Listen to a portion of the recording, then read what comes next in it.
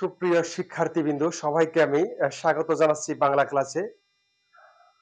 আমি আজ আলোচনা করব বাংলা বিষয়ক যে ক্লাস, অর্থাৎ বাংলা দ্বিতীয় পত্র নিয়ে উচ্চারণ নিয়ে ক্লাসটি নিব। ক্লাসটি সম্পর্কে একটু বলে নিই। ক্লাসটি হচ্ছে 2025 সালের এইচএসসি যারা পরীক্ষার্থী, তাদের যে নির্বাচনী পরীক্ষাটা হয়ে গিয়েছে কিছুদিন আগে, সেই নির্বাচনী পরীক্ষায় বিভিন্ন কলেজে যে বাংলা দ্বিতীয় পত্রের প্রশ্নটি ছিল, সেখান থেকে উচ্চারণের যে বলা হতো যে যেকোনো 5টি শব্দের উচ্চারণ লেখো, সেই ধরনের প্রশ্নগুলো আমি তুলে নিয়েছি। অর্থাৎ আমি উচ্চারণ, বিভিন্ন শব্দের উচ্চারণটা আমি দেখানোর চেষ্টা করব। প্রথমে আমি নিয়েছি নটরডেম কলেজ ঢাকা এবং দ্বিতীয়টি আমি সলভ করবো হচ্ছে ideal school and college Motijheel Dhaka. দুটি ঢাকার স্বনামধন্য কলেজ। তো এই কলেজের যে শিক্ষার্থীরা এই শব্দগুলো পরীক্ষায় ফেস করেছিল এবং তারা লিখে ভালো নাম্বার পেয়েছে। আমি আশা করব তো সবার সাথে তারা কি পরীক্ষা কেমন ভাবে দিয়েছিল এটা আমরা নিজেরা শেয়ার করার জন্য ক্লাসগুলো নেয়। আর হচ্ছে অবশ্যই যারা এইচএসসি পরীক্ষা 2025 অংশগ্রহণ করতে যাচ্ছ, তাদের জন্য এই ক্লাসগুলো খুবই ফলপ্রসূ হবে যদি মনোযোগ সহকারে দেখো। এবং যারা 2026 সাল বা 27 সালের পরীক্ষার্থী, তাদের জন্য এই ক্লাসগুলো পাথেয় হয়ে থাকবে। কারণ এই ক্লাস কখনো একটা ক্লাস, একজন শিক্ষকের ক্লাস কখনো সেটা বৃথা যায় না যদি কেউ সেটাকে অন্তরে ধারণ করে এবং মনে প্রাণে ধারণ করে। তো আমি এখানে শুরুতে নিয়েছি নটরডেম কলেজ ঢাকা। এখানে থেকে 8টি শব্দ নিয়েছি এবং ideal school and college Motijheel Dhaka থেকে ওদের যে পরীক্ষায় যে প্রশ্নটি দিয়েছিলেন, সেখানে আসলে 8টি শব্দ দিয়েছিল, যেখানে 5টি শব্দ লেখার। তো এই 8-8-16টি শব্দ একই ক্লাসে আমি সমাপ্ত করে দেখাবো, অর্থাৎ সমাধান করে দেখাবো। এখন আসছি নটরডেম কলেজ ঢাকা। ঢাকায় যে 8টি শব্দ আছে, প্রথম শব্দটি হচ্ছে পদ্ম, একাডেমি, অসীম, যেমন। তারপরে কি আছে? ভূস্বামী, ব্রহ্মাণ্ড, সন্ন্যাসী, উজ্জ্বল। তো শুরু করি প্রথমটি দিয়ে। পদ্ম, পদ্ম, পদ্ম শব্দটা এভাবে লিখো, পদ্ম। এখানে একটা বিষয় লক্ষণীয়, আমি তো মুখস্থ মনে হচ্ছে লিখে দিলাম মুখস্থ ভাবে। বিষয়টি হচ্ছে এখানে দয়ের সাথে ম যদি ম ফলা শব্দের মাঝে বা শেষে যুক্ত থাকে, অধিকাংশ ক্ষেত্রে কি হবে, ওই যে বর্ণের সাথে থাকবে সেই বর্ণটাকে দ্বিত্ব করবে। তাহলে এই যে দুটো দ লিখেছি, পদ দ। পদ হচ্ছে বদ্ধাক্ষর, যেখানে শেষে আমি হসন্ত ব্যবহার করছি। বদ্ধাক্ষর বলতে বোঝায় বেশিক্ষণ উচ্চারণ করা যায় না, থেমে যেতে। আর মুক্তাক্ষর হচ্ছে দো। দোটা হচ্ছে অনেকক্ষণ ধরে উচ্চারণ করা যায়। আর এখানে চন্দ্রবিন্দু এই দ্বয়ের উপর না বসিয়ে এই দ্বয়ের উপর বসিয়েছি কেন? আমাদের যদি কোনো এরকম যুক্ত বর্ণ, এটা তো যুক্ত বর্ণ বলা যায় না, এটা হচ্ছে ফলা, ফলাস্য আছে, দয়ের সাথে ম ফলা আছে। অর্থাৎ আহ, এই ক্ষেত্রে এটা মটা ছিল নাসিক্য, কিন্তু এই উচ্চারণ যখন করলাম তখন এখানে দুটো দ আসার কারণে মটার অস্তিত্ব নেই। এই ক্ষেত্রে আমরা, যেহেতু এখানে নাসিক্য আছে, এই জন্য এখানে চন্দ্রবিন্দু ব্যবহার করব। এবং কোনো ক্ষেত্রে যদি দুটো এক জাতীয় আসে তাহলে শেষটা বসাবো, আর যদি একটা আসে তাহলে সেই প্রথমটার উপর বসাবো। পদ্ম, এইটা পদ্ম। এইখানে আরেকটা আসছি, এখানে আছে পদ্ম, এখানে আছে পদ্ম। পয়ের সাথে কি আছে? পয়ের সাথে অ আছে, আর পরবর্তী বর্ণের সাথে জ ফলা আছে। জ ফলা থাকলে প্রথম অটা ও হয়ে যায়। আর এটা কিন্তু ও ম ফলার কারণে এটা তো ও হওয়ার কথা না, আমি লিখি নাই। তাহলে এইটা একটু সাথে করে দিই। এটা কি হবে? পদ দ। এখন এইখানে এখানে আমি কি ব্যবহার করি নাই? ওখানে আমি চন্দ্রবিন্দু ব্যবহার করি নাই, কিন্তু এখানে করছি কারণ হচ্ছে এখানে ম ছিল, এখানে ম নেই। এখানে লিখেছি পদ্ম, এখানে অ আছে, আবার এখানে লিখছি ও। এই দুটো শব্দ ঘুরে ফিরে আসে বিভিন্ন বোর্ডে। তো শব্দ দুটো যাতে সমস্যা না হয়, আমি Ideal College and Notre Dame College দুটো জায়গা পেয়ে গেলাম। এই জন্য একই সাথে সমাধান করে দেখানোর চেষ্টা করলাম। এবার আসি একাডেমি। একাডেমি আমরা এইভাবে লিখবো, একাডেমি, একাডেমি, এটা সঠিক উচ্চারণ। এবার হচ্ছে অসীম। অসীম যদি কোনো ব্যক্তির নাম হয় তাহলে আমরা অসীম, ও ও দিয়ে উচ্চারণ করব। আর সীমানা ছাড়িয়ে যেটা বোঝায় অসীম, সেটা হচ্ছে, অর্থাৎ সীমানা ছাড়িয়ে গেছে, নেগেটিভ, অ দ্বারা নেগেটিভ অর্থ দিচ্ছে, অর্থাৎ নেতিবাচক। এই ক্ষেত্রে অটা অ থেকে যাবে। তাহলে আমি এখানে দুটোই দেখাই। যদি সীমানা হীন বোঝায় তো সেক্ষেত্রে আছে অসীম। এখানে তালবস্য হবে, কারণ হচ্ছে স যদি স এর মতো উচ্চারিত হয় তাহলে হচ্ছে তালবস্য, যদি স স স স এর মতো হয় তাহলে হচ্ছে দন্তস্য হবে। আরেকটা হতে পারে অসীম। এখানে একটা বিষয় লক্ষণীয়, এখানে ছিল দীর্ঘইকার কিন্তু উচ্চারণ হচ্ছে রস্যিকার। উচ্চারণ সবসময় রস্যিকারটা হয়। যেমন, যেমন, যেমন নাকি যেমন, যেমন, যেমন, যেমন, এভাবে তো উচ্চারণ করি। যেমন বলি না, যেমন, যেমন। এখানে হচ্ছে অন্তস্থ জ, হবে হচ্ছে বর্গীয় জ। এখানে একার ছিল এ উচ্চারিত হচ্ছে যেমন। এবার হচ্ছে ভূস্বামী।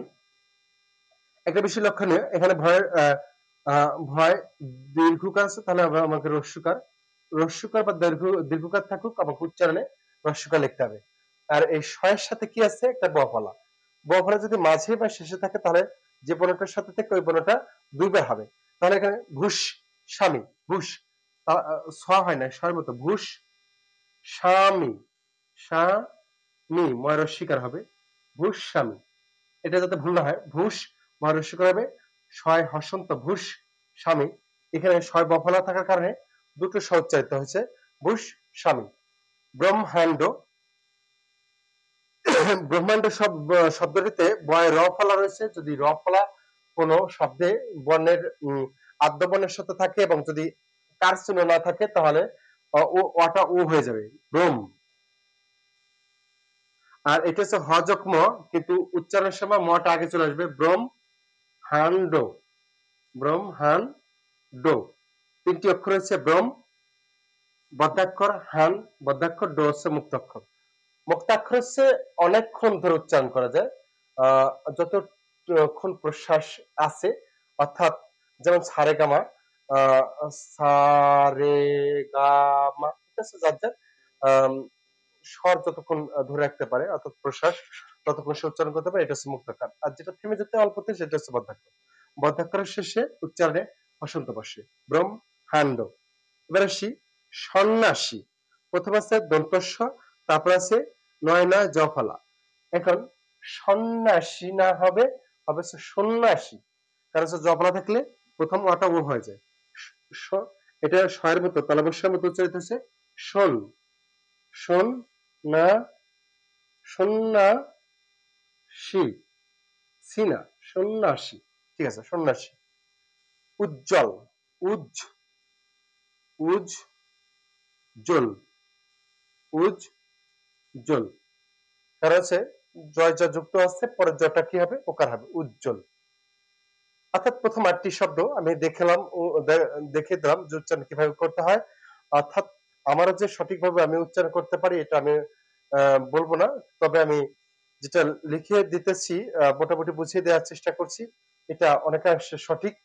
যদি কেউ ভুল ভ্রান্তি, অনেক বইতে অনেক ভাবে লেখা থাকতে পারে, তবে আমার যেটা দৃষ্টিভঙ্গি, সেই দৃষ্টিভঙ্গি দিয়ে আমি লেখার চেষ্টা করছি, অবশ্যই ভালো মার্ক পাবে এবং আশা করি ভুল হবে না।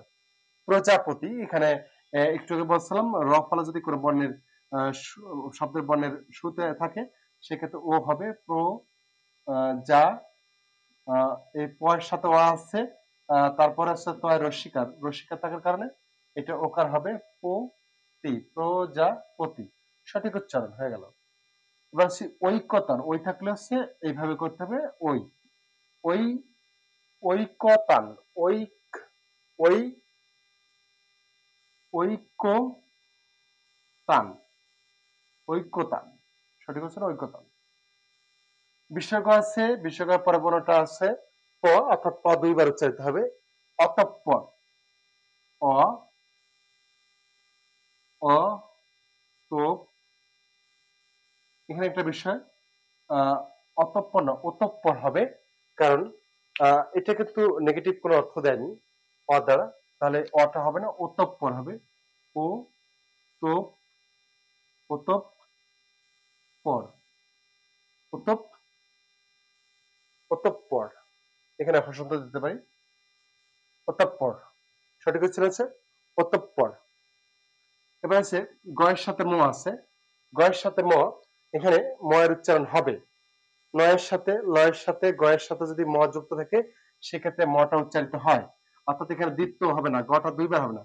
অনেক সময় আমরা বলি যুগ্ম, যুগ্ম এই শব্দগুলো বলে থাকি, বা যুগ্ম সম্পাদক। সঠিক হচ্ছে যুগ্ম, যুগ্ম, অর্থাৎ ময়ের উচ্চারণটা হবে। আর এখানে উচ্চারণের সময় জটা কি হবে? বর্গীয় জ। যুগ্ম, যুগ্ম, অর্থাৎ যুগ্ম সম্পাদক এভাবে হতে পারে। যুগ্ম না, হবে যুগ্ম। প্রতিজ্ঞা, তাহলে এটা আগের নিয়মে প্রতিজ্ঞা, প্রতিজ্ঞা। এবার আসি সহস্র। শটা কোন স হচ্ছে? তালবস্য সহস, পরেরটা হচ্ছে ছয় হয়েছে ছ, সহস্র, সহস্র, স ও সহস, এর ছয় রফল আছে, রফলা থাকলে মাঝামাঝি শেষে যেটা যুক্ত আছে ওইটাকে আগে বের করে নিয়ে আসতে হবে। সহস্র, সহস্র, আবার যেটা আছে ওইটা ওকার দিয়ে বসিয়ে দেবো। সহস্র, সহস্র নাকি সহস্র?